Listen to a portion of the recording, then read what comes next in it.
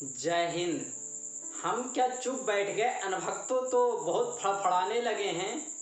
तो भड़वो, दानिश सिद्दीकी की मौत पे हमारा देश ही नहीं बल्कि पूरा वर्ल्ड दुखी है, क्योंकि एक सच्चा पत्रकार जो चौथे स्तंभ को एक अच्छी तरीके से जानता नहीं, पूरे कर्तव्य के साथ करके दिखाया हो, उस शख्स के बारे में कुछ अनभक्त लोग इतना जहर उगल रहे हैं, मत पूछो।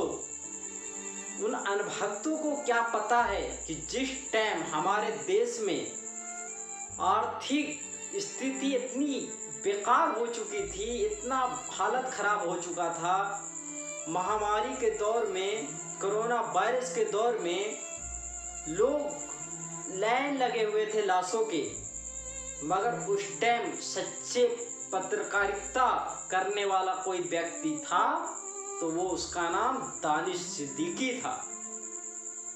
ऐसा एक नहीं, सैकड़ों मिसालें पेश की जाती हैं, मगर तुम अनभक्त इससे ही समझ सकते हो, क्योंकि ये बहुत नज़दीक का मामला है। अभी कुछ ही दिन गुजरे हैं। तुम्हें पहले का बताऊंगा तो तुम्हें ध्यान नहीं होगा, मगर ये तो देखो, जो गोदी मीडिया ने भी जो उनके फोटो को, उनके फोटोग्राफी को सहेजा गया और पूरे वर्ल्ड में सहेजा गया, मगर मैं अपने देश के बारे में पहले बताता हूँ कि सोशल मीडिया पे तो सहेजा ही गया और इंटरनेशनल मीडिया पे ही सहेजा गया, उसके बावजूद गोदी मीडिया पर भी सहेजा गया।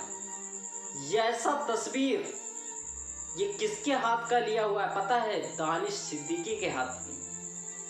और जब उन्होंने तस्वीर लिया और इस अपने फोटोग्राफी के जरिए पूरे वर्ल्ड में बात को रखा, तो उसके बाद सऊदी अरबिया ने और बहुत बड़े बड़े देशों ने हमारे देश की अच्छी तरीके से एक मदद मिला। किसके वजह से? दानिश सिद्दीकी की वजह से। मगर तुम अनभक्त उन्हें गाली दे रहे हो, और जहां तक कि हमारे देश के प्राइम मिनिस्टर साहब इतना बिजी होते हैं कि उनके लिए एक ट्वीट नहीं कर पाते, और कोई चाटुकार पत्रकार की मौत होता है तो उनपे तो चार ट्वीट हो जाता है, मगर जो एक सच्चे और देश के हित के लिए कारिता करता है, उसके लिए अभी तक कोई मदद नहीं दिया गया। पता है, जब कल दिल्ली में 8 बजे लाश पहुंची ना, तो इस तरह से भीड़ जुटी हुई थी।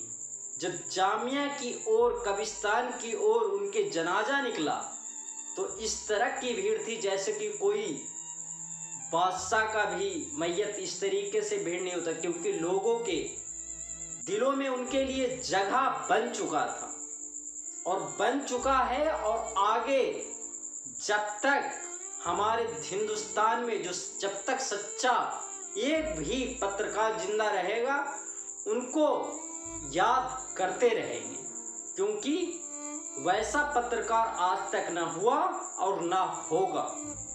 क्योंकि इतनी ईमानदारी से, धर्मनिरपेक्षता से पत्रकारिता करने वाला व्यक्ति कोई था तो जिसका नाम दानिश सिद्दीकी था। और शायद दानिश सिद्दीकी नाम होने की वजह से उनको कोई मदद नहीं दिया गया।